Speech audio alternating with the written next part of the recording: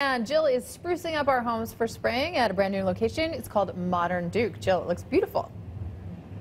Oh, beautiful things here and really simple tricks on how you can spruce up your home for spring without breaking the bank. So we walked through some accessories and now we're getting into place settings. So just tell us a little bit about what we're working here because we're mixing things that you have and things you can buy. Yeah, so this is as simple as grandma's vintage cutlery, which is fantastic. So pieces that have been handed down. And then we move on to this next line, which is an absolutely beautiful piece. It's out of Paris. J.D. Villati and Amanda Hamilton's here with us today. And she's incorporating kind of some fresh things for spring as well as using a very classic China setting. So It's beautiful. Cool. So Amanda, walk us through some of the place settings that you've created for us here today. Yeah, we've got two different looks. So essentially you can use the same settings that you have at home, but we can show you how to do it differently. So this first one here is a little bit more fun and fresh. We've paired it with this lovely little eye here and the little heart. And then we've actually coordinated it with the linens that we make in our office. And it's sort of a flax colored linen with a neon pink trim. And then if you pair it with sort of classic red roses, I think it kind of gives that fresh look without being too formal. Beautiful. Then we have another setting over here.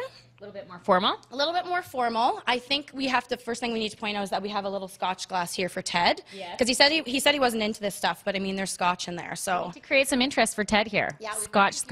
This is not just for the ladies.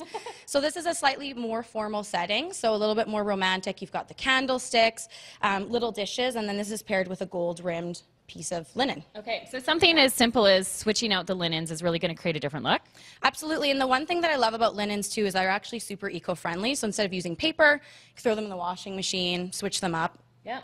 Have different ones for different seasons. These linens are actually manufactured here in Calgary with Amanda's line, and we're carrying them in the store. So if you're just looking for that simple change out, it's like fresh linens with different kind of finishes and trim can really add a lot to the table. Okay, and let's speak a little bit to the mix and matching, bringing that vintage in with the contemporary. We can do that, right? Mix metals, mix styles. Yeah, absolutely. We actually have there's silver linens in here as well too, so you can mix the metals together if you want to.